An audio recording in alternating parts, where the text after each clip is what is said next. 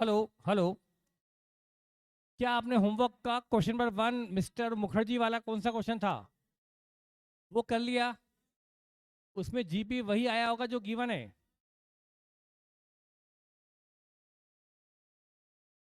फर्क आया, लेकिन नेट प्रॉफिट सेम आया होगा और बैलेंस शीट भी सेम आई होगी। क्या क्वेश्चन दूसरे शॉर्ट में हुआ? झूठ मत बोलो, झूठ मत बोलो। पहले शॉर्ट में कुछ हुआ ही नहीं, फिर रीचेक करा, अरे ये हो गया था, ये तो लिखना भूल ही गए थे, अरे टोटल गलत था। उसके बाद ठीक हुआ। फर्स्ट शॉर्ट में नहीं हुआ।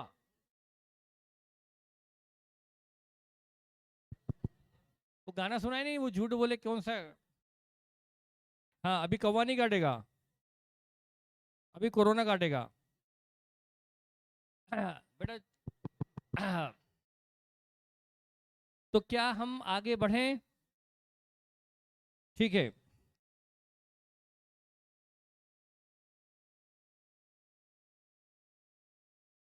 हम क्लास पर का फर्स्ट क्वेश्चन कर चुके, ओके। अभी हम आगे बढ़ते हैं।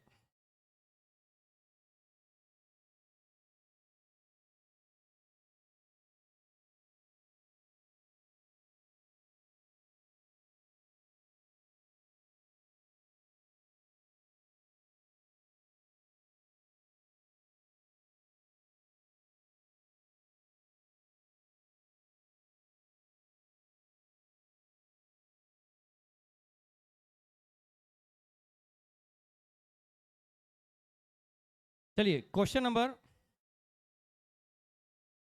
फोर्थ। इधर ऑनलाइन वाले बच्चे, मैं सॉरी आपसे गुड मॉर्निंग करना भूल गया। इधर भी बच्चे बोल, good afternoon, sorry sorry.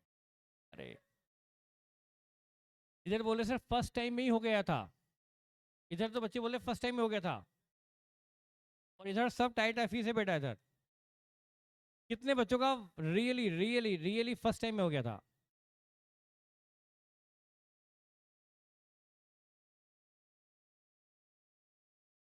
Around 25 student का फर्स्ट टाइम में हो गया था। और बाकी सबका क्या हुआ? गलतियां हुई। गलतियां वही हुई होगी जो आपने मेरे सिस्टम को फॉलो नहीं किया होगा। फिर डबल इफेक्ट देना भूल गए, ट्रांजेक्शन ही भूल गए।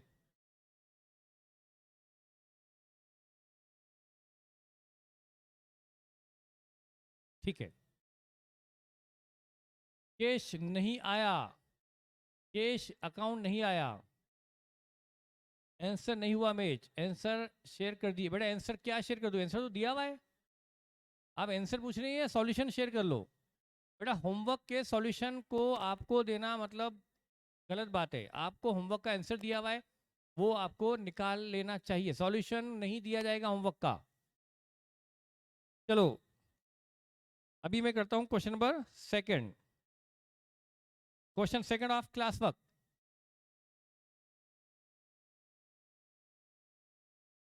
Question second of class work. Shri Kapoor, क्या क्वेश्चन आपके सामने है? फटाफट फटाफट फटाफट शुरू करो।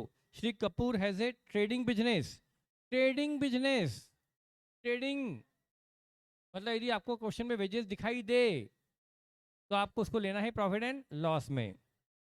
For which the following procedure is followed. जो बिजनेस करते हैं उसकी procedure. All collection are deposited with the bank each day. जितना भी रुपया बैंक, जितना भी कैश आया गले में, कैश बॉक्स में, वो सारी की सारी कैश को वो क्या करते हैं? वो सारी की सारी कैश को उसी दिन शाम को बैंक में जमा कर देते हैं। ठीक है भाई। All payment except petty expense are made by cheque. सारे एक्सपेंसेस चेक से करते हैं सिवाय petty expenses, sundry expenses, miscellaneous expenses जिसका नाम है पेटी एक्सपेंसेस, वो छोड़कर बाकी सारे खर्चों का पेमेंट वो चेक से करते हैं। लेकिन एक चीज, जब सारी कैश जमा कर दी, शाम को कैश जितनी कैश दिन भर में आई शाम को जमा कर दी बैंक खाते में, दूसरे दिन सुबह कैश कितनी? जीरो। तो फिर ये सन्ड्री एक्सपेंसेस पेटी एक्सपेंस कहाँ से करते हैं? बैंक से कभी सन्ड्री जब पेमेंट देखते हैं उसके लिए क्या हुआ, पर तकलीफ तो है जब सारा पैसा बैंक में जमा कर दिया तो पेटी एक्सपेंस के लिए कैश कहाँ बची? आगे लिखा है क्या? आगे लिखा है टू मीट पेटी expenses a check for rupees 1500 is a check for rupees 1500 is withdrawn from the bank on the first day of each month. अब पता पड़ा महीने की पहली तारीख को क्या करते हैं, बैंक से 1500 रुपया निकाल लेते हैं। हर महीने की एक तारीख को 1500 रुपया वो निकाल लेते हैं। और वो जो बैंक से निकालते हैं उसी कैश से वो पेटी एक्सपेंसेस करते हैं। मतलब ये हुआ मैं अकाउंटेंट हूँ, कैश आई बैंक में जमा, कैश आई बैंक में जमा, कैश आई बैंक में जमा, शाम को ही जमा। कई जगह इवनिंग ब्रांच भी होती है ना बैंक की, वहाँ जमा कर दिया। जैसे अपने नीचे बैंक है, मेरे ख्याल से आप जहाँ बैठे उसके जस्ट नीचे जहाँ भी वो बैंक है, तो हम क्या करें, जो कैश आई बैंक में जमा कर दे, शाम को जो कैश आई जमा कर दे। तो शाम को कैश इन कितना 0, तो भी खर्चे करने के लिए क्या करते हैं उसमें से हाथ वो जो कैश का सिस्टम बना हुआ है जमा करने का वो बराबर फॉलो करते हैं, उसमें से कैश खर्च नहीं करते, बल्कि यदि एक्सपेंसेस करना है तो क्या करते हैं अलग से हर महीने की एक तारीख को 1500 रुपया निकाल लेते हैं। और वो जो 1500 रुपये निकाला उसमें से करते हैं वो सन्ड्री एक्सपेंसेस, पेटी एक्सपेंसेस उसमें से करते हैं। ठीक है, तो ऐसा उन्होंने 1500 रुपये हर महीने निकाला होगा महीने के पहले दिन खर्चे करने के लिए, उसी में से किए होंगे उन्होंने सारे पेटी एक्सपेंसेस। फिर the following figures are available from mister Kapoor record, ओ कैश ओपनिंग क्लोजिंग। इनके पास ये कैश मतलब कौन सी वाली कैश है, पेटी कैश। ये कैश कौन सी वाली है, क्योंकि इनके पास कैश तो रहती नहीं, बल्कि क्या करते हैं सिर्फ कौन सी कैश रहती है, पेटी कैश। ओपनिंग पेटी कैश कितनी 150, क्लोजिंग पेटी कैश कितनी 300, bank balance opening 30,000, closing 21,000, debtor opening closing given है, क्रेडिटर ओपनिंग क्लोजिंग गिवन है, और स्टॉक भी ओपनिंग क्लोजिंग गिवन है। पेमेंट मेड टू क्रेडिटर 120 का है, 120 का पेमेंट किया गया है क्रेडिटर को। और personal drawing out of bank, bank से ड्राइंग की गई है ₹6,000। और Kapoor sales goods at profit of 25% on sale, mister Kapoor की जीपी रेट है 25% ऑन सेल। ठीक है, prepare P&L for the year ended 31 December 81 and balance sheet as on that date. आपको क्या बनाना है, P&L भी और बैलेंस शीट भी। ठीक है बेटा, बहुत इजी क्वेश्चन है, बहुत इजी क्वेश्चन है, पर मैं इसको करवा रहा हूं। लेकिन मैं इसको जब करवाऊंगा तो आपको इसको नोट करने का कोई राइट नहीं है, बल्कि क्या करना है समझना है। फिर कॉपी पेन लेके तैयार हो क्या, नहीं, कोई भी स्टूडेंट नोट नहीं करेगा। चलिए मैंने स्टार्ट किया, मैं स्पीड से कर रहा हूं क्योंकि आपको फिर से करना ही है। मैंने बनाया trading and profit and loss account में आपका टाइम बचाने के लिए वो पर्टिकुलर अमाउंट नहीं लिख रहा, बल्कि सिर्फ रिलेवेंट इंपॉर्टेंट पॉइंट लिख रहा हूं। ये मैंने बनाया ट्रेडिंग और ये मैंने बनाया P&L। बेटा ट्रेडिंग का सेकंड पार्टी तो P&L है, हमने लिखा तो है ना ऊपर ट्रेडिंग P&L। फिर बैलेंस शीट। अच्छा क्या सिर्फ P&L बोला ऐसा, बेटा P&L बनाने का बोला है, लेकिन ट्रेडिंग के बगैर तो P&L बन नहीं सकता ना, तो आपको बैलेंस P&L तो बनाना ही पड़ेगा बेटा, भले ही ना बोला हो तो भी बनाना पड़ेगा। ये हमने बना ली बैलेंस शीट, ये हुआ हमारा मेन सॉल्यूशन। अब वर्किंग नोट नंबर 1 क्या बनाऊं, पेटी कैश अकाउंट, पेटी कैश अकाउंट, ये हमने बना लिया पेटी कैश अकाउंट। फिर बनाया मैंने वर्किंग नंबर 2 बैंक अकाउंट, ये मैंने बनाया बैंक अकाउंट। बैंक अकाउंट के बाद डेटर अकाउंट बनेगा, मैंने बनाया। मैं स्पीड इतनी रख रहा हूँ कि मैं लाइंस को ड्रॉ करने के लिए इंतजार नहीं कर पा रहा हूँ कि मैं लाइंस अच्छे से ड्रॉ करूँ। डेटर अकाउंट, डेटर अकाउंट बनाया। और फिर बनाया मैंने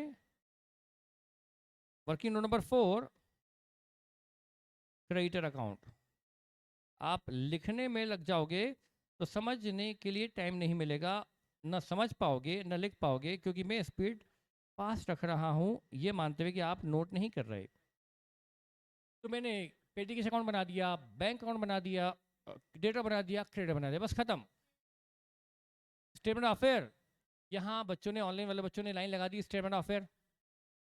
यस बेटा, वर्किंग नोट नंबर 5 में मैंने बना लिया कैलकुलेशन ऑफ ओपनिंग कैपिटल, क्योंकि क्वेश्चन में ओपनिंग बैलेंस शीट नहीं दी गई है ना, तो हमें ओपनिंग बैलेंस शीट जैसा स्टेटमेंट ऑफ अफेयर बनाकर हमें कैपिटल निकालनी पड़ेगी। ये मैंने बना लिया स्टेटमेंट ऑफ अफेयर।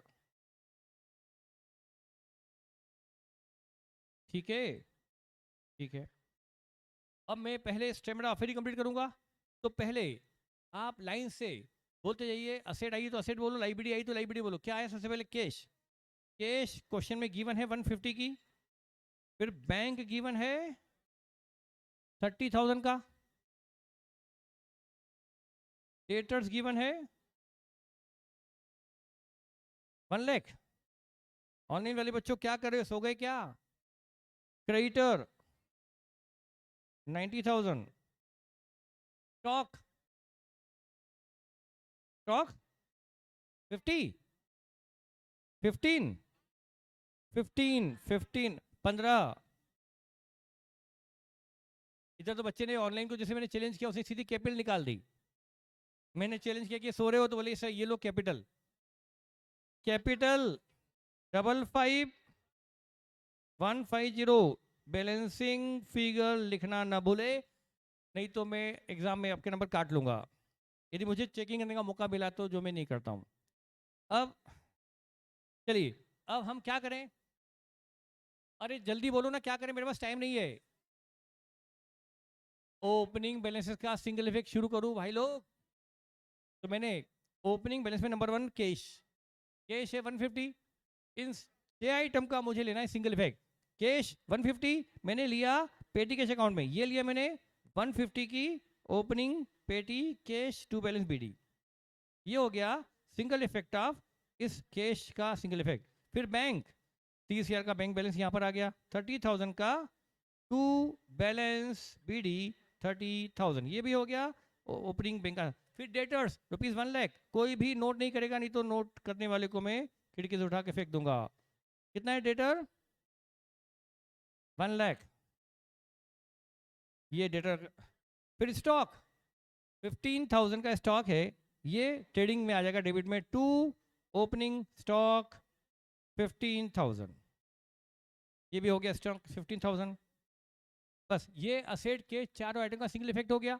अब लाइबिलिटी, लाइबिलिटी में कैपिटल है 55,150, 55,150 कैपिटल, ये मैंने बैलेंस शीट के इनर कॉलम में दिखा दी 55,150 की ओपनिंग कैपिटल। और फिर ये भी हो गया ओपनिंग कैपिटल का सिंगल इफेक्ट। अब बचा लास्ट में क्रेडिटर 90 का सिंगल इफेक्ट, 90 के क्रेडिटर, इसका भी ले लिया मैंने सिंगल इफेक्ट, यहाँ ले लिया 90,000।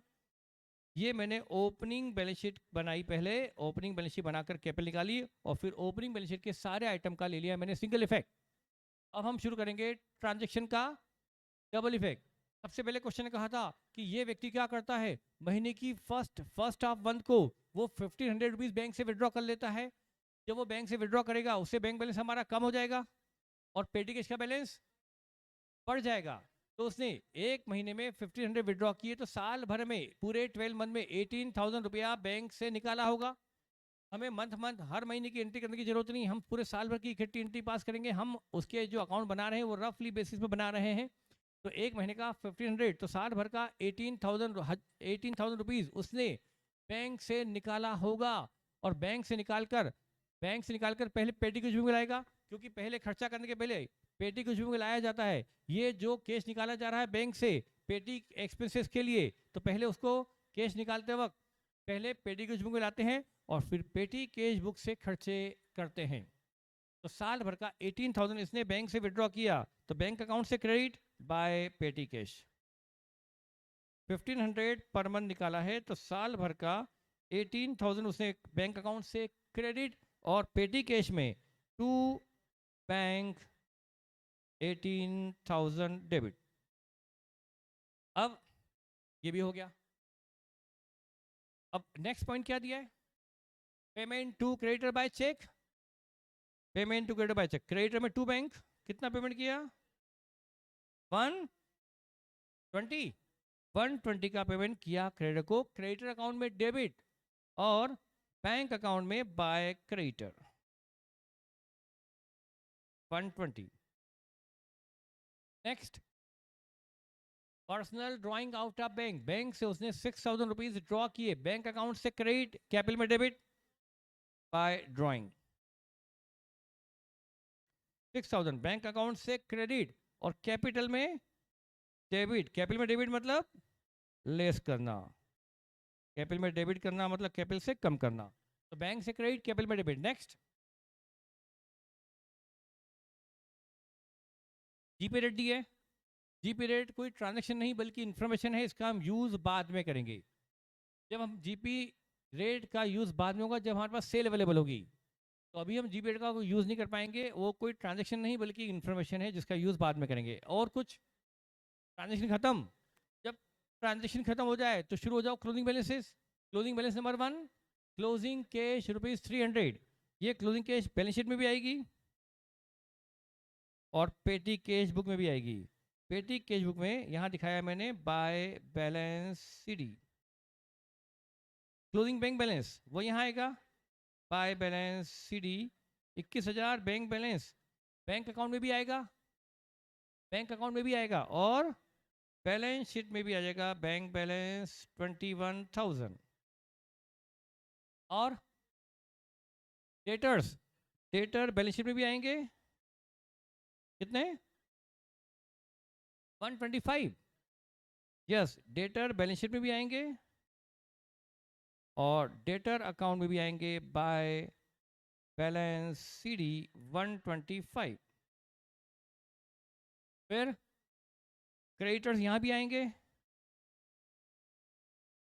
1 लाख, क्रेडिटर्स क्रेडिटर में भी आएंगे और बैलेंस शीट में भी आएंगे creditors ₹1 lakh. Closing stock trading account में क्रेडिट, बैलेंस शीट में debit by closing stock ₹20, trading account से क्रेडिट और बैलेंस शीट में डेबिट स्टॉक 25, ट्रेडिंग अकाउंट से क्रेडिट करके बैलेंस शीट में डेबिट कर दिया, ट्रेडिंग अकाउंट में भी ले लिया और बैलेंस शीट में भी ले लिया, ये हमने स्टॉक के भी दे दी, डबल इफेक्ट। अब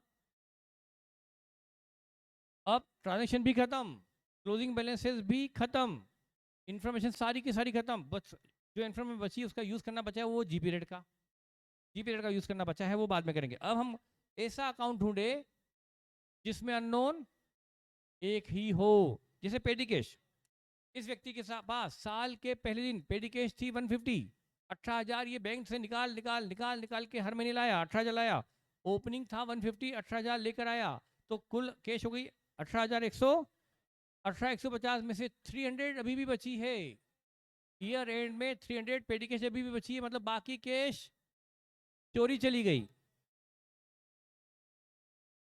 बाकी कैश कहाँ गई? ये कैश में जो खर्च ये लाए थे हर महीने 1500 1500 1500 1500, ये क्यों लाए थे? छोटे मोटे छोटे मोटे छोटे मोटे खर्चे करने के लिए, तो खर्चे किए होंगे ना, वो खर्चे कितने हैं वो अननोन है, वो निकाल लो, हिडन थे निकाल लो, वो है payment of sundry expenses by petty expenses, ये होंगे बैलेंसिंग, ये है पेटी एक्सपेंसेस बैलेंसिंग फिगर 17,850, 17,850 के पेटी एक्सपेंसेस रहे होंगे, तो यहां से 17,850 करेंगे credit as a balancing figure, petty cash account का बैलेंसिंग फिगर है पेटी एक्सपेंसेस 17,850, ये पेटी एक्सपेंसेस पेटी कैश अकाउंट से होंगे क्रेडिट और पीएनएल में होंगे, पीएनएल में होंगे डेबिट टू पेटी एक्सपेंसेस ₹17,850। ये हमारा पेटी कैश अकाउंट तो क्लोज हो गया, इसमें एक जो अननोन था वो हमने निकाल लिया। अब बैंक अकाउंट देखो, बैंक अकाउंट में तो अभी यहाँ अभी बैंक अकाउंट में आना बचा है, यहाँ पर देखते हैं, अभी इधर डेटर में भी सेल आना बची है, सेल भी नहीं है और पेमेंट रिसीव्ड फ्रॉम डेटर भी नहीं है, या जो भी है डेटर से कितना प्राप्त हुआ वो भी नहीं है और डेटर को सेल कितनी हुई वो भी नहीं है, अच्छा डेटर अकाउंट में 2 अननोन है, क्रेडिटर में अननोन 1 है कि 2? अच्छा 135 रिसीट फ्रॉम डेटर कहाँ से आ गया आपका? कहाँ से आ गया रिसीट फ्रॉम डेटर 135 कहाँ से आ गया बेटा? अभी तो हमको डेटर अकाउंट में सेल भी नहीं दिए। परचेज आ जाएगा बाय परचेजेस बैलेंसिंग फिगर 130। ये परचेज हमारा क्रेडिटर अकाउंट का बैलेंसिंग फिगर है। हमें वो अकाउंट ढूंढना चाहिए जिसमें अननोन 1 हो, और क्रेडिटर अकाउंट में अननोन 1 था, वो परचेज। ये परचेज बैलेंस फिगर थी, इसको हमने क्रेडिट अकाउंट में किया क्रेडिट, और ट्रेडिंग में करेंगे डेबिट। 2 परचेजेस 130। पर अभी भी हमें ट्रेडिंग अकाउंट में ना जीपी पता है न सेल पता है। बाय सेल दो अननोन है, सेल भी अननोन, जीपी भी अननोन, पर जीपी रेट दी है 25%, तो तय है। पर अभी अननोन तो दो हैं, जीपी भी अननोन और सेल भी अननोन, ठीक है। इधर पेडिकेश डेटर में भी दो अननोन है, सेल भी पता नहीं और कैश रिसीट फ्रॉम डेटर भी पता नहीं। और जब तक कैश रिसीट फ्रॉम डेटर से जो अमाउंट मिला, ये कैश मिला होगा जिसको बैंक में जमा किया गया, ये भी कंप्लीट नहीं। और यहाँ पर टू डेटर लिखना बचा है ना, अभी डेटर से मिली हुई मनी बैंक में जमा कर दी। जब तक ये नहीं लिखेंगे तब तक बैंक अकाउंट भी कंप्लीट नहीं होगा। तो क्या करें? आगे का रास्ता मुझे नहीं दिखाई दे रहा। श्रेया जैन बता रही है opening plus purchase minus closing, क्या इससे क्या निकलेगा? आपको ओपनिंग स्टॉक गिवन है, परचेज गिवन है, क्लोजिंग स्टॉक गिवन है, इससे निकल जाएगा सीओजीएस। सीओजीएस में जीपी जोड़ देंगे तो सेल आ जाएगी। मतलब सेल निकालने के लिए हम उस जीपी रेट का यूज करेंगे। तो हमने वर्किंग नोट नंबर बनाया 6, working note number 6, calculation of sale. बेटा इसमें ओपनिंग स्टॉक गिवन था ₹15,000। एड परचेजेस थी 130 लेस क्लोजिंग स्टॉक 20। इससे क्या मिला? कॉस्ट ऑफ गुड्स सोल्ड, जो गुड्स बेचा गया उसकी लागत कॉस्ट ऑफ गुड्स सोल्ड 120। किया गया सीओजी, इसमें जोड़ा जाए GP. Add GP at the rate of, यदि जीपी रेट, अच्छा बेटा जो 25% जीपी रेट दी है वो तो सेल पे दी है, और ये तो हमारी कॉस्ट है। इस कॉस्ट पर 25% नहीं लगता। 1/4 ऑन कॉस्ट, 1/3 ऑन, पता है कि नहीं? 1/3 ऑन कॉस्ट, 1/4 ऑन सेल, यानी 1/3 ऑन कॉस्ट। तो इसका 1/3 40,000 जीपी आ गया, तो सेल आ गई 160 की सेल आ गई। अब ये 160 की सेल को हम ट्रेडिंग अकाउंट में कर दें क्रेडिट। इस सेल को हम ट्रेडिंग अकाउंट में करेंगे क्रेडिट 160, और डेटर्स में करेंगे डेबिट 160। इससे हमारा जीपी निकल गया। जीपी 40,000 हमको पता था, ट्रेडिंग अकाउंट में डेबिट, और पीएनएल में यही जीपी 40,000 क्रेडिट। और एक्सपेंसेस से कुछ है नहीं, नेट प्रॉफिट निकाल लो। 22 150 का नेट प्रॉफिट, ट्रेडिंग पीएनएल से डेबिट, और कैपिटल में 22 100। लेकिन कहीं बैंक अकाउंट में, एक मिनट, कहीं खर्चे, ये तो पेडी कैश है, ये खर्चे तो कैश में हुए। कहीं ऐसा ना हो, 2 मिनट वेट कर ले, कहीं कहीं खर्चे ऐसा ना हो कि चेक से भी कुछ खर्चे हुए हों। क्या कहा था? चेक से खर्चे हुए होंगे क्या? सारे पेमेंट चेक से होते हैं सिवाय पेडी एक्सपेंसेस के। लिखा है सारे पेमेंट चेक से होते हैं सिवाय पेडी कैश के। तो हो सकता है एक्सपेंसेस कुछ चेक से दिए हों, हो सकता है कुछ बड़े खर्चे मेजर एक्सपेंसेस चेक से दिए हो, तो वो हमारा बैंक अकाउंट का बैलेंस भी हो सकता है कि यहाँ कुछ खर्चे निकल के आ जाए। हो सकता है यहाँ क्या निकल के आ जाए, कुछ एक्सपेंसेस निकल के आ जाए जो चेक से दिए गए हों। तो अभी हम जल्दबाजी नहीं कर सकते, हो सकता है एक्सपेंसेस पेड बाय चेक अभी निकलना बचे हो। तो वो एक्सपेंसेस जो थे ना बेटा 17,850, वो तो कौन से थे? पेटी कैश वाले, छोटे मोटे खर्चे थे। बड़े खर्चे तो बचे अभी, और वो चेक से देते हैं, वो चेक से पेमेंट होता है, वो अभी चेक से जो खर्चों का भुगतान हुआ वो अभी निकालना बाकी है। चलो तो फिर अब क्या करें, डेटर अकाउंट से क्या निकल जाएगा, ओपनिंग डेटर थे 1 लाख, ओपनिंग डेटर थे 1 लाख, डेटर्स को सेल हुई 160, कुल लेना हो गया 260, 260 में से 125 लेना बाकी है, अभी भी बैलेंसिंग फिगर 140 35, ये है अमाउंट रिसीव्ड फ्रॉम डेटर, जिसे डेटर से मिलते ही बैंक में जमा कर दिया गया। ये अमाउंट डेटर से मिला और इसको जमा कहाँ कर दिया गया, बैंक में। यहाँ से 135 credit as a balancing figure, debtor account से निकला balancing figure 135, received from debtor यहाँ क्रेडिट और बैंक में 135 डेबिट। अब यदि बैंक देखो ये जो डिफरेंस आ रहा है, यदि आ रहा है तो वो है एक्सपेंसेस पेड बाय चेक। क्या कुछ बैलेंसिंग फिगर आ रहा है, नहीं आ रहा है, टेली हो गया क्या, टेली हो गया क्या, इसका मतलब बैंक से कुछ खर्चे दिए ही नहीं गए, बैंक अकाउंट टेली हो गया, there was no any expenses by cheque, जो एक्सपेंसेस थे वो पेडी कैश थे, वो हमने ले लिए, खत्म करो। तो नेट प्रॉफिट निकाल लो अब तो, फिर तो 22 150 का नेट प्रॉफिट पीएल में डेबिट और कैपिटल में 22 150 का नेट प्रॉफिट क्रेडिट।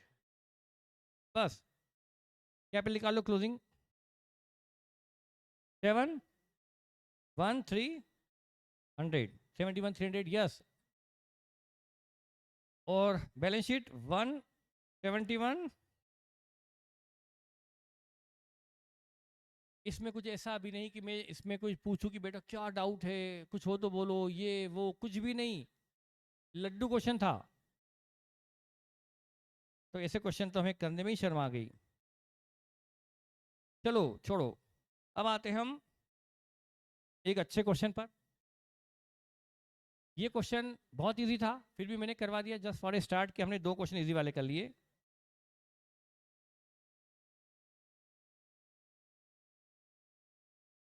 बेटा होमवर्क के क्वेश्चन 1 में बोरोइंग मनी फ्रॉम फादर का क्या एंट्री होगा, मेरे ख्याल से आपका क्वेश्चन गलत है। एक बच्चा पूछ रहा है, मैं नाम नहीं बताऊंगा, बोरोइंग मनी फ्रॉम फादर, क्या क्वेश्चन 1 के होमवर्क में बोरोइंग मनी फ्रॉम फादर है या गिफ्ट फ्रॉम फादर है, बोरोइंग भी है गिफ्ट भी है, गिफ्ट भी है, तो गिफ्ट की एंट्री होगी कैश टू कैपिटल। गिफ्ट दी, फादर ने अपने बेटे को, ले भाई थोड़ा बिजनेस धंधा कर, बाहर घूमना फिरना बंद कर, आवागर्दी बंद कर, ये पैसा ले और बिजनेस में बैठ जा, तो वो क्या हुई, फादर से द्वारा दी गई गिफ्ट जो बेटे को दी गई, और बेटा उस मनी को बिजनेस में ले आया, वो तो होगी कैश टू कैपिटल। और उसके बाद लोन भी फादर से, तो ठीक है ना, cash to loan, cash to loan from father, father का लोन लाइबिलिटी में आएगा, इसके क्या ट्रीटमेंट बताऊं। हाँ लोन आएगा ना बैलेंस शीट में, और क्या होगा बेटा, वो लोन लोन है जो बिजनेस उसे वापस पे करेगा। फादर ने क्या कहा कि थोड़ा लाड़ पर भी किया और थोड़ा दुलत्ती भी दी कि ये तुझे मैं दे रहा हूँ 50,000 बिजनेस चलाने के लिए गिफ्ट, और ये दे रहा हूँ 1 लाख लोन, 50,000 गिफ्ट है तू रख लेना, लेकिन 1 लाख जो तेरे को दे रहा हूँ वो मुझे वापस चाहिए, तो वो 1 लाख बिजनेस के लिए क्या हो गया, लोन, तो लोन आ जाएगा लाइबिलिटी में, खत्म करो आगे बढ़ो। और कोई डाउट, चलो अब हम बगैर टाइम वेस्ट किए शुरू करते हैं एक बहुत ही शानदार क्वेश्चन नंबर 4। और ये सारे क्वेश्चन जाके आपको घर पर फिर से आज ही करने हैं। क्या आपने कसम खाई कि नहीं खाई, खाई थी कसम,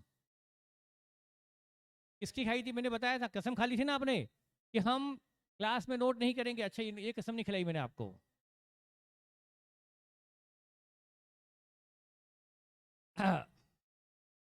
चलो चलिए क्वेश्चन नंबर 4,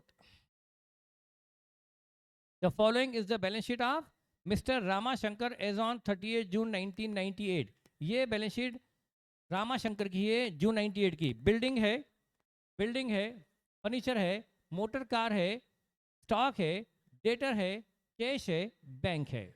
यह है इनकी ओपनिंग में दी गई असेट। फिर लाइबिलिटी में क्या है, रामाशंकर कैपिटल है, जनरल रिजर्व है और क्रेडिटर है। प्रॉफिट कमाया और रिजर्व में पटक दिया, वो अलग पड़ा, ये प्रॉफिट का वो हिस्सा जो उन्होंने विड्रॉ नहीं किया वो अलग रखा है, वो है जनरल रिजर्व। ठीक है, ये सब ओपनिंग बैलेंस है, ये है ओपनिंग बैलेंस शीट है, और इसका हम देने वाले हैं सिंगल इफेक्ट। ठीक है, इनका सिंगल इफेक्ट ले लेंगे। बिल्डिंग को कहाँ ले लेंगे, बिल्डिंग फर्नीचर कार को ले लेंगे बैलेंस शीट के इनर कॉलम में क्यों भाई, इनर कॉलम में क्यों? क्योंकि उस पर डेप्रेशन लगेगा और जो क्लोजिंग डब्ल्यूडीवी होगी वो आउटर कॉलम में आएगी। तो ये तीनों सेट कहाँ जाएगी? सिंगल इफेक्ट में बैलेंस शीट के इनर कॉलम में। स्टॉक कहाँ ले लेंगे? ट्रेडिंग अकाउंट में। डेटर का ओपनिंग बैलेंस डेटर अकाउंट में। कैश का ओपनिंग बैलेंस कैश अकाउंट में। बैंक का ओपनिंग बैलेंस बैंक अकाउंट में। कैपिटल को कहाँ ले लेंगे? बैलेंस शीट के इनर कॉलम में। रिजर्व, यदि रिजर्व में कोई इस साल एडिशन नहीं हुआ, रिजर्व में इस साल कोई बढ़ोतरी नहीं हुई, तो ये reserve as it is balance sheet में आ जाएगा। और फिर है क्रेडिटर, ये क्रेडिटर ओपनिंग है, इसको हम ले लेंगे क्रेडिटर अकाउंट में। ये होगा single effect of all opening balances. अब शुरू करते हैं डबल इफेक्ट। अब ट्रांजेक्शन नंबर 1 क्या लिखा है? A fire occurred in the evening of 30th June 1989 in the premises of trader, TRADER, trader मतलब ये व्यापारी है, बिजनेसमैन है, मतलब ये मैन्युफैक्चरिंग नहीं करता बल्कि ट्रेडिंग करता है। तो ये एक ट्रेडर है जिसके यहाँ 30 जून 89 को आग लगी। बैलेंस शीट कब की दी गई थी? बैलेंस शीट उसी दिन की दी गई थी, 30 जून 88, और आग लगी 30 जून 80। अच्छा, जो बैलेंस शीट दी है इसके एक साल बाद आग लगी है, मतलब वो बैलेंस शीट दी गई है ओपनिंग और ये आग लगी है ईयर के एंड में। ये ट्रेडर जो है उसके प्रेमाइसेस में आग लग गई।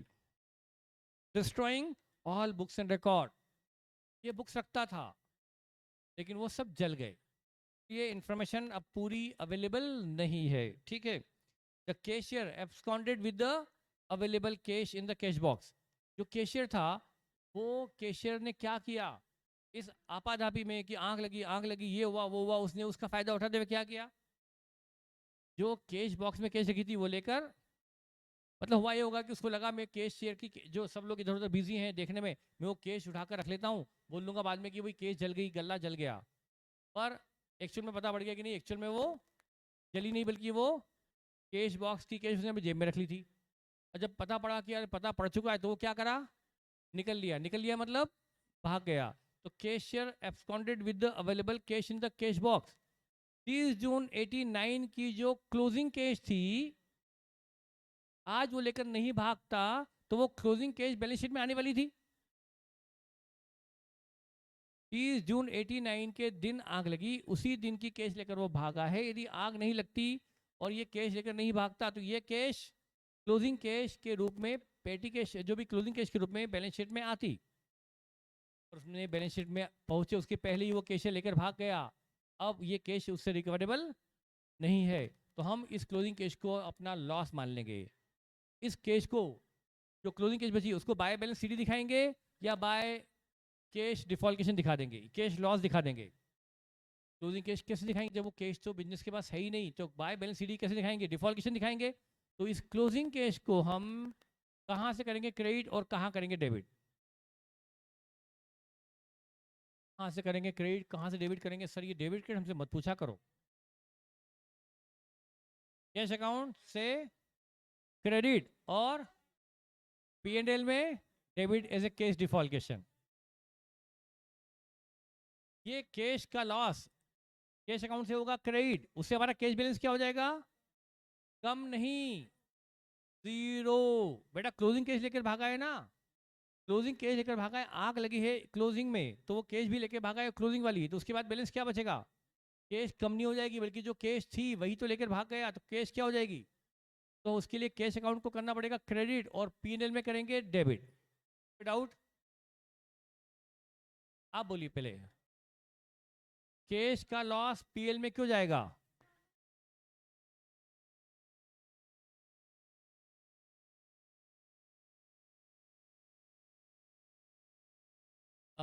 तो फिर जो सैलरी देते हैं, रेंट देते हैं, बेड डेट्स होती है, बेड डेट्स के लॉस को भी फिर रिजर्व से चार्ज करना चाहिए।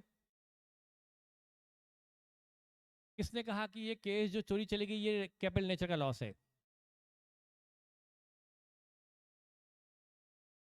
फर्नीचर जल जाए तो क्या करेंगे? फर्नीचर कौन कहाँ का आइटम है? बैलेंस शीट का आइटम है। तो फर्नीचर फर्नीचर सेल करते हैं उस पर लॉस होता है, कहाँ जाता है? Loss on sale of furniture. तो वो भी कैपिटल लॉस हो गया फिर तो, यदि बैलेंस शीट में आती हो तो फिर तो वो भी जाने नहीं चाहिए, सीधी कैपिटल में जाना चाहिए। तो ऐसा नहीं है। और आपका क्या कहना है, बोलो। रिजल्ट से क्यों? रीजन तो बताओ मुझे। सैलरी को रिजल्ट से चार्ज करना चाहिए, रीजन है कि आपके पास? नहीं बेटा, ये बिजनेस लॉस है या बिजनेस के बाहर का लॉस है? भाई कैशियर जो कैश लेके भागा है, दुकान के गले से कैश लेके भागा है, तो कहाँ का लॉस माना जाएगा? ये पर्सनल लॉस है, ये कैपिटल लॉस है, बिजनेस लॉस है, ये जाएगा प्रॉफिट एंड। और नॉर्मल अब नॉर्मल की जो बात है वो आप कॉस्ट अकाउंटिंग में करते हो। अकाउंटिंग में लॉस चाहे नॉर्मल हो चाहे अब नो, माल स्टॉक जल गया तो स्टॉक जल गया, परचेज से क्रेडिट, और अल्टीमेटली लॉस कहाँ डेबिट करोगे? पीएल में, चाहे वो एबनॉर्मल हो, लॉस जाएगा ना पीएल। तो नॉर्मल हो या एबनॉर्मल, पीएल में तो जाता है।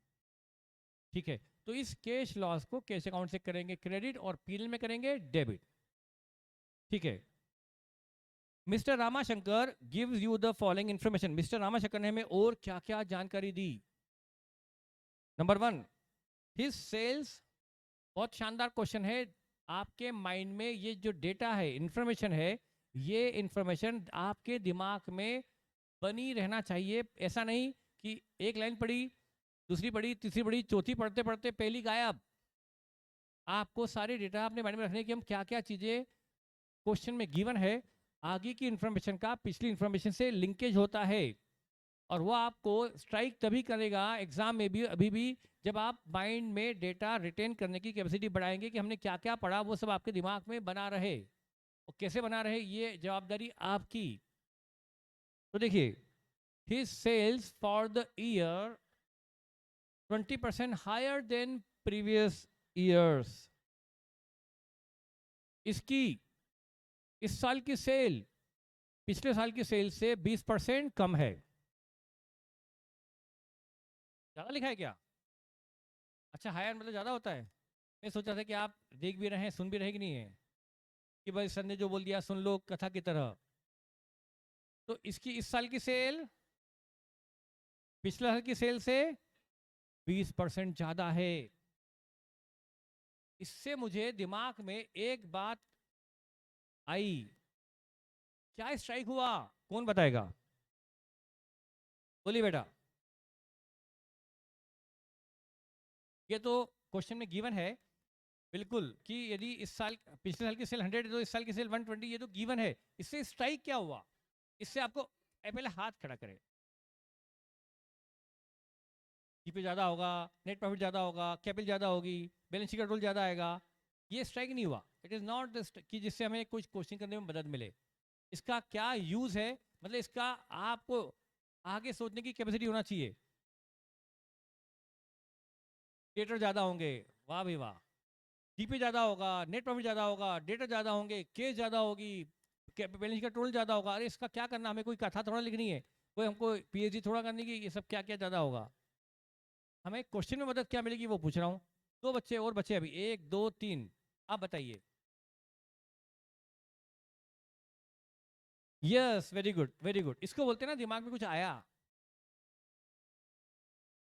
दोनों चीज बता दी बेटा इन्होंने, दोनों चीज बता दी जो दिमाग, जो मैं मैक्सिमम ये बोल सकती थी कि क्वेश्चन बनाने वाला यदि इस साल की सेल को पिछले साल की सेल से लिंक कर रहा है तो इससे ही बिल्कुल क्लियर है।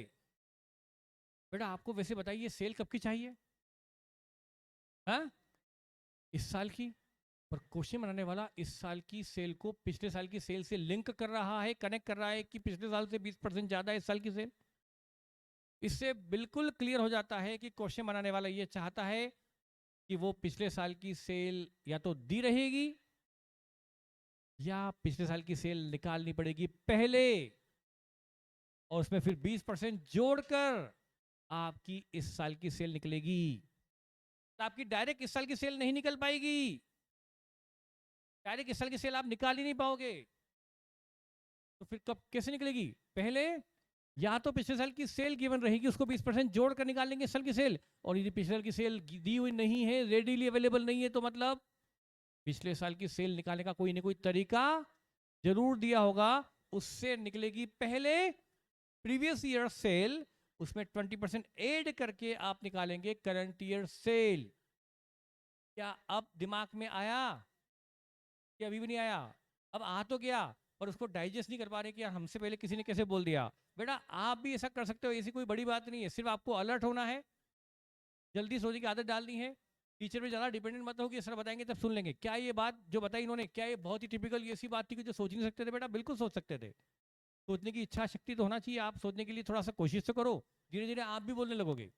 ठीक है, तो इससे पता पड़ता है कि पहले क्या निकलेगा, प्रीवियस ईयर सेल या तो दी रहे और ना दी हो तो पहले क्या ढूंढने की कोशिश करेंगे, इस साल की सेल ढूंढने की कोशिश पहले मत करो, बल्कि पहले प्रीवियस ईयर सेल या तो ढूंढो, नहीं दिए तो निकालो, उसके बाद करंट ईयर की सेल अपने आप निकल जाएगी 20% जोड़कर। ठीक है भाई।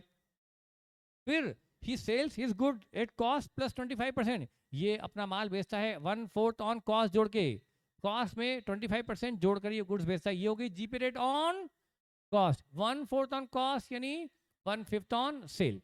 फिर दिया है 20% of the total sales were for cash, इसकी टोटल सेल का 20% कैश सेल है। यदि इसकी टोटल सेल का 20% कैश सेल है मतलब 80% क्रेडिट सेल है। फिर लिखा है there were no cash purchase, cash purchase है ही नहीं, इसका मतलब entire purchase is credit one, सारी की सारी परचेज क्रेडिट है। परचेज पूरी की पूरी क्रेडिट है लेकिन सेल पूरी क्रेडिट नहीं है, बल्कि 20% कैश है और 80% क्रेडिट सेल है। इस एक पॉइंट ए में ढेर सारी इंफॉर्मेशन भर दी गई है, एक ही पॉइंट में ये सारी इंफॉर्मेशन भर दी गई और ये सारी इंफॉर्मेशन आपके दिमाग में बनी रहना चाहिए। क्वेश्चन आगे पढ़ते जाएं तो भी दिमाग में बता रहे कि क्या क्या डेटा दिया है, ताकि आपको ये समझ में आएगा कि अब क्या जनरेट करना है और कैसे जनरेट करना है। ठीक है, अगला पॉइंट, क्या ये पॉइंट फिर से पढ़ूं? इस साल की सेल पिछले साल से 20% ज्यादा, ये दिया हुआ है। जीपी रेट 1/4 ऑन कॉस्ट, वो दिया हुआ है। 20% सेल कैश, 80% सेल क्रेडिट, ये दिया हुआ है। सारी की सारी परचेज क्रेडिट में है, ये दिया हुआ है। ये पॉइंट नंबर 1 खत्म। पॉइंट नंबर बी, फ्रॉम 1 जुलाई 1988, मतलब बैलेंस शीट कब की है?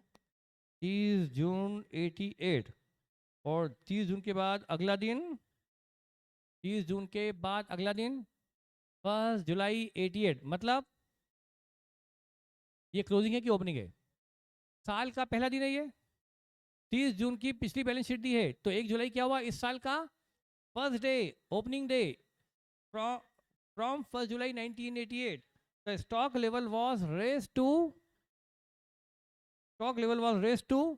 50,000, stock level was raised to 50,000 and maintained at that level throughout the year. Opening तो गिवन है, ओपनिंग तो गिवन है, ओपनिंग गिवन है स्टॉक 40, ओपनिंग स्टॉक तो बैलेंस शीट में गिवन है 40, यानी 1 तारीख की सुबह 9 बजे दुकान जब खुली तब स्टॉक कितना था? 40, वो तो ओपनिंग है। उसके बाद इन्होंने क्या सोचा कि अब हम अपनी दुकान में स्टॉक थोड़ा सा ज़्यादा रखेंगे। ये 1 तारीख की दोपहर में डिसाइड किया होगा, 1 तारीख के बाद में डिसाइड किया होगा, 1 तारीख के दिन डिसाइड किया होगा कि stock level was maintain raised, stock level was raised to 50,000। अब उन्होंने 1 तारीख की दोपहर से स्टॉक रखना शुरू कर दिया 40 की बजाय, and maintain at that level throughout the year, और साल भर स्टॉक लेवल 50 मेंटेन किया। मतलब इससे मुझे एक इंफॉर्मेशन दिमाग में आई। अब ये संदीप कुमार ने सही बताया और सुमित ने भी सही बताया, अदिति, प्रतीक्षा सब सही बता रहे हैं, ऑनलाइन वाले बहुत तेज चल रहे हैं। यस, आदर्श पाठक सभी सही बता रहे हैं, जयश्री, लव कुश, हाँ इधर से अभी कोई जवाब नहीं मिल रहा मुझे, इधर फेस टू फेस से। क्या है ये? क्या है ये? क्लोजिंग स्टॉक है ये है क्लोजिंग स्टॉक। क्लोजिंग स्टॉक कितना रहा? ये इन्फॉर्म बोलता है कि स्टॉक 1 तारीख से 50 कर दिया गया और 50 पूरे साल भर 50 रखा गया। Maintain at that level throughout the year, इसी लेवल पर साल भर स्टॉक रखा गया। यदि साल भर इसी लेवल पर रखा गया, इसका मतलब साल के हर दिन स्टॉक 50, तो साल के एंड में भी कितना था? साल के एंड में भी, ईयर एंड में भी स्टॉक 50 ही रहा होगा। तो हमारा क्लोजिंग स्टॉक कितना हो गया? 50,000। ये 50,000 के हम दे देंगे डबल इफेक्ट। फिर कलेक्शन टाइम हमारा कब तक था?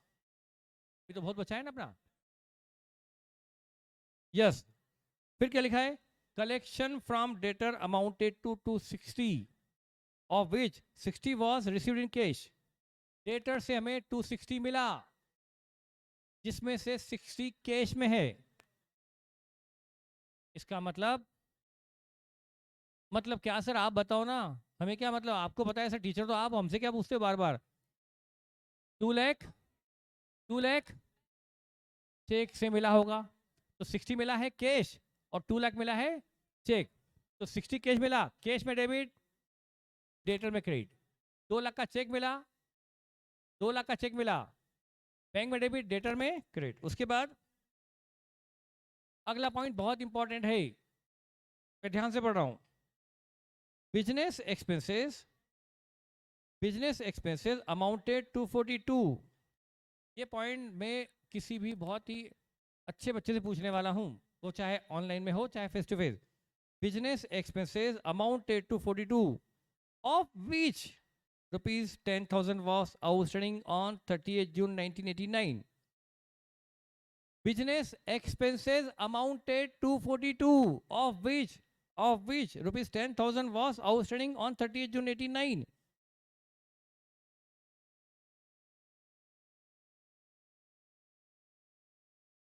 बहुत सारे बच्चे बताने को रेडी हैं।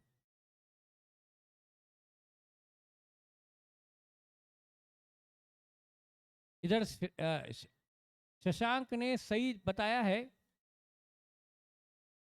हाँ बेटा, ये एक और बच्चे ने कहा था कि 40, हाँ ये जयश्री ने भी सही बताया है।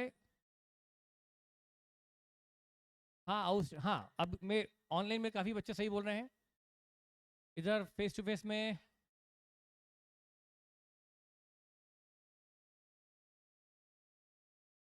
आप बोलिए बेटा इधर। हाँ, 42 पीएल में डेबिट और 42 पीएल में जाएगा, और उसमें से 10 आउटस्टैंडिंग है, इसमें इंक्लूड है, तो 42 में 10 इंक्लूड है, तो पीएल में 42 जाएगा, और फिर बचा हुआ 10, तो फिर एक्सपेंसेस, फिर 42 में 10 इंक्लूड है, हटा दे तो 32 क्या आया,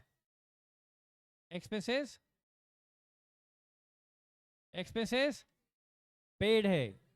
यस, तो बेटा यस 32 है एक्सपेंसेस पेड और 42 है एक्सपेंसेस इनकर्ड।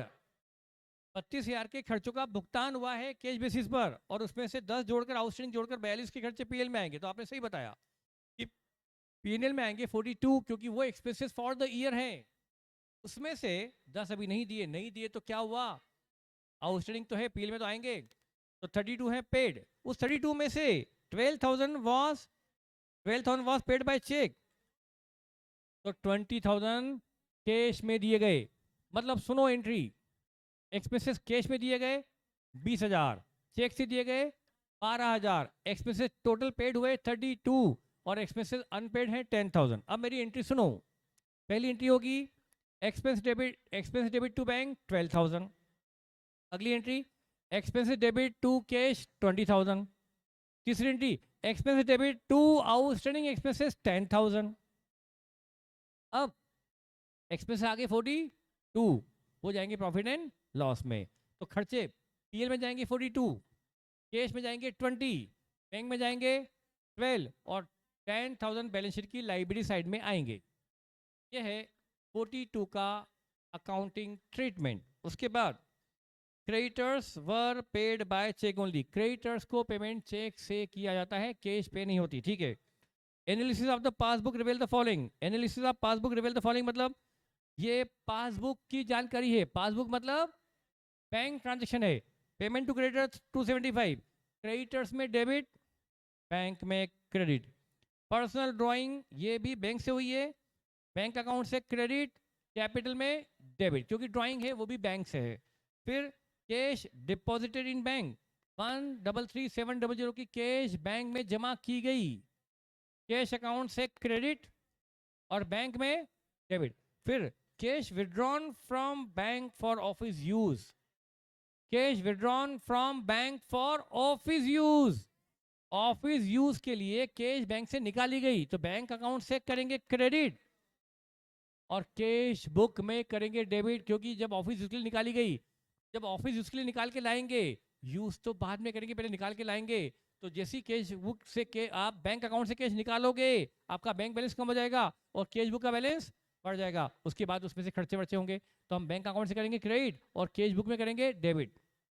उसके बाद gross profit as per last year audited account was 60। Gross profit as per last year audited account was 60। इधर से तन्वी सोमानी ने मुझे आंसर दे दिया। बेटा हमें पिछले साल का जीपी दिया है, हमें कोई मतलब नहीं पिछले साल के जीपी से, वो तो हमें इस साल का जीपी चाहिए। ये तो क्वेश्चन ने गलती से पिछले साल का जीपी दे दिया, छोड़ दो इसको। अच्छा पिछले साल के जीपी से पिछले साल की सेल निकलेगी? अरे पिछले साल की सेल निकल जाएगी तो फिर इस साल की निकल जाएगी ना। यस पिछले साल का जीपी है 60,000 और पिछले साल का जीपी रेट भी दिया हुआ है, उससे निकल जाएगी पिछले साल की सेल, उसको 20% बढ़ाकर निकल जाएगी इस साल की सेल, और इस साल की सेल का 20% कर दोगे तो कैश सेल निकल जाएगी, 80% कर दोगे तो क्रेडिट सेल निकल जाएगी। अच्छा डेप्रिसिएट बिल्डिंग पर 5%, बिल्डिंग और फर्नीचर पर 5% और कार पर 20%। You are required to ascertain the amount defaulted by the cashier. Cashier क्या कैश लेकर भागा है वो निकालो, वो क्लोजिंग कैश ही हमारा कैश डिफॉल्टेशन है। बेटा ये गबन है तो कैश का जो गबन किया है कैशियर ने क्या करेंगे उसको कैश अकाउंट से क्रेडिट और पीएनएल में डेबिट कर देंगे। आपको बनाना है पीएनएल और बैलेंस शीट, आपको बनानी है पीएनएल और बैलेंस शीट। बोलिए बेटा।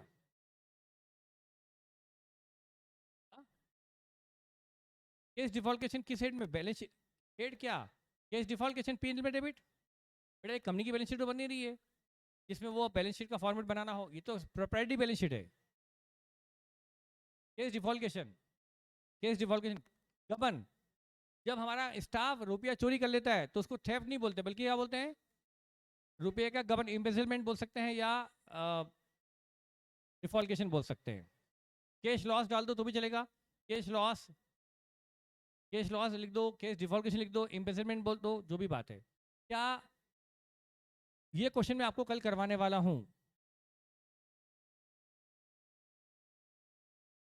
ये करने वाले ईमानदारी से करने वाले, बगैर देखे करने वाले, उनको पता है हमारे सारे कई सारे दोस्त थे इनका पुरानी अर्ली बेड वालों से कनेक्शन है। जो पुरानी अर्ली बेड बेच उनका सिंगलिटी हो चुका है, उनके पास ही सॉल्यूशन पड़ा हुआ है, उनसे आप चोरी भी कर सकते हो। अपनों को एग्जाम देने की चिंता क्या है बेटा? हम या तो मॉडल से देख लेंगे या उनसे सॉल्यूशन ले लेंगे, खुद नहीं करेंगे। भरोसा नाम की चीज ही नहीं है। बोलो कितने बच्चे कसम खा के बोलते कि हम घर जाके इसको ट्राई करेंगे? वेरी गुड, अच्छी बात है बेटा, बहुत शानदार क्वेश्चन है। करने के बाद यदि सही हो गया ना तो आपको इतना मजा आएगा, अपने आप पर इतना प्राउड फील होगा कि यार हमने ऐसा क्वेश्चन, एग्जाम लेवल का क्वेश्चन सिंगुलरिटी के थर्ड डे सर के सिर्फ समझाने के बाद हमने कर दिया, तो हम इसको जिंदगी भर फिर नहीं भूलेंगे। एग्जाम तक भी नहीं करोगे ना तो भी चलेगा, आपका टाइम बचेगा, उधर आपको रिवीजन के वक्त क्वेश्चन करने की जरूरत ही नहीं पड़ेगी यदि आपने अभी सही कर दिया तो। ठीक है बेटा, ठीक है, थैंक यू।